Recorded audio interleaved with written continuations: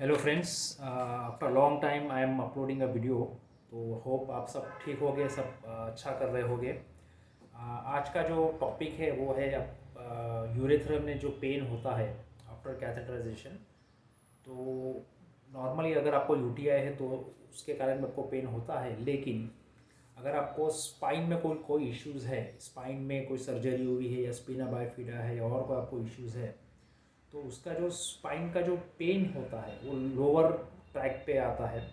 आपके lower limbs, पैर में, स्पाइन में, ब्लैडर, यूरेथ्रा में आपको बहुत पेन होता है।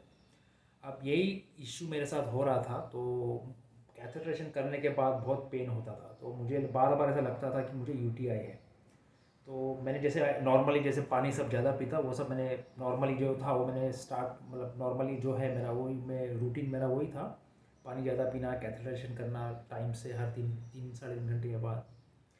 लेकिन फिर भी वो पेन रहता ही था। तो मैंने यूरिन, डर के मारे मैंने यूरिन रिपोर्ट करवाई, यूरिन रूटीन करवाया, तो यूरिन रूटीन में भी नॉर्मल ही था, नो पस सेल्स, नथिंग।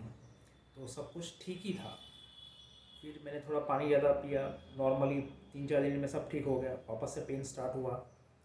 तो मुझे लगा अभी इस बार पक्का यूटीआई है या कोई ऐसा इन्फेक्शन है या कुछ ऐसा बैक्टीरियल ग्रोथ है जिसके कारण वो सेटल नहीं हो रहा है, इसके लिए बार बार पेन हो रहा है। तो फिर वापस मैंने यूरिन यूरिन यूरिन रूटीन करवाया, तो वो भी नॉर्मल ही था। तो अब ये बार बार पेन, इतना अनबेरेबल पेन होता था, ऐसा लगा, मतलब ऐसा लगा है कुछ लगा है अंदर, कुछ घाव हुआ है यूरेथ्रा में, और वो एकदम ही पेन हो रहा है। तो अगर मैं, मुझे लगा कि अगर मैं उसको नज़रअंदाज करूँगा शायद दाइसूरिया हो जाए, तो आगे और कॉम्प्लिकेशंस ना हो। तो मैंने क्या किया, फिर से 10 12 दिन के बाद मैं वापस यूरोलॉजिस्ट को, मैंने जो मेरे यूरोलॉजिस्ट उनको मैं मिला, और ये सिम्टम्स मैंने उनको बताए। और मिलने के पहले मैंने वापस एक मॉर्निंग में यूरिन रूटीन करवा लिया था, तो यूरिन रिपोर्ट तो क्लियर ही आ रहा था, कोई कोई इन्फेक्शन, कोई यूटीआई नहीं था। तो ये पेन क्यों हो रहा था, उसकी वजह यह है कि जैसे मेरा एपिडोमोसिस स्पाइन में जो सर्जरी हुआ है, डोर्सोलम्बर रीजन L1 to L4। अब क्या हो रहा है कि वो स्पाइन का जो पेन है वो लोअर ट्रैक में आ रहा है।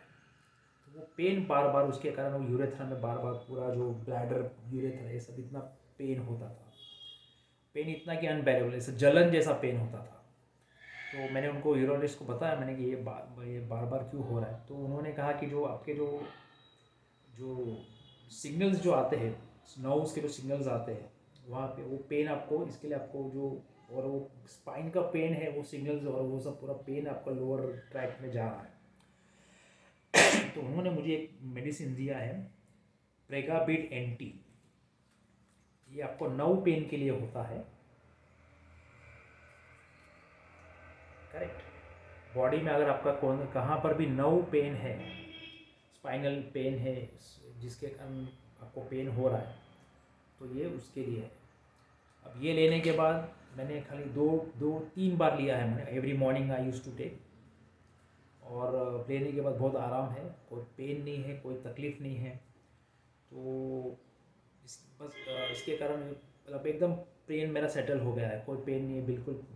3 दिन मैंने लिया कंटिन्यूस, और उसके बाद कोई पेन नहीं है, सब नॉर्मल, जैसे पहले जैसा वैसे नॉर्मल हो गया है। तो कई लोगों को इस जिसका स्पाइन से रिलेटेड इश्यूज़ है, उनको कई बार ये तकलीफ़ होती है, बार बार पेन होता है। So you can speak to a urologist and about this issue, तो आपका पेन सेटल हो जाएगा। तो ये वीडियो में बस इतना ही आपको इन्फॉर्मेशन देना था। So hope everybody is doing well, और सब ठीक कर रहे हो मुझे लगता है। Best of luck, bye bye for now.